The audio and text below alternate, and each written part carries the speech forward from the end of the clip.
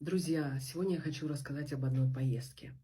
Это была, конечно, необычная поездка. Дело в том, что мы были в Италии, и Министерство иностранных дел Италии организовывало специальные такие поездки, экскурсии, встречи. И вот одна из таких поездок мне очень запомнилась. Это была поездка в город Аквила. А дело в том, что это район Абруццо.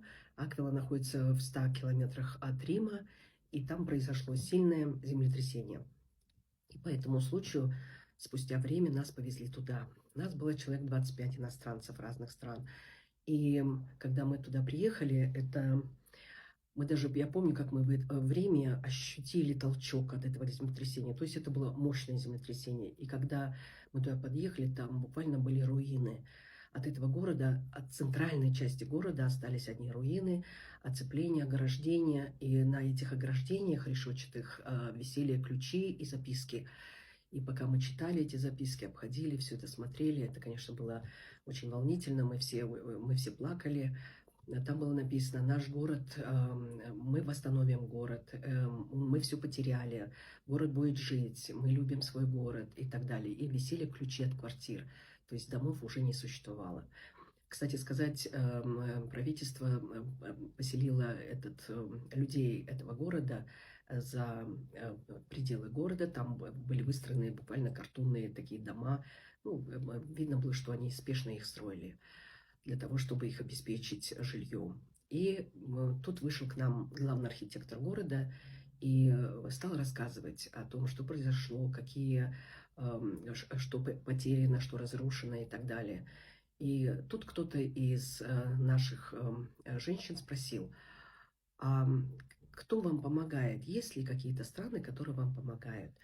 И вдруг он говорит: вот только что пришла помощь от Казахстана. 1 700 000 евро. Вы знаете, я к этому времени я даже не знала. Оказывается, это произошло буквально в день в день.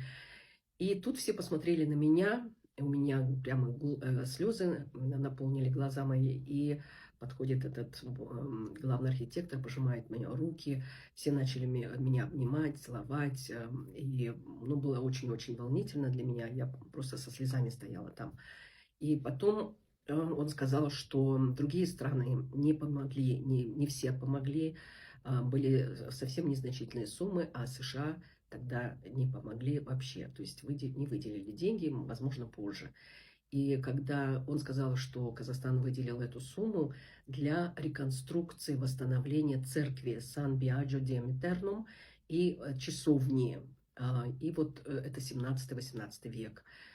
И когда я уже вернулась домой, я прочитала в газете «Либеро» статью о том, что итальянцы были возмущены тем, что США не помогает, что и другие страны не особо помогли. И были там такие строки: небольшой, я не читаю, небольшие цифры не сравнятся с тем, что сделал маленький Казахстан для восстановления двух объектов культуры. И, конечно, наверное, для нашей страны это тоже большая сумма, у нас тоже много проблем. Но вы знаете, Казахстан ведь всегда помогает и во время войны, и после войны.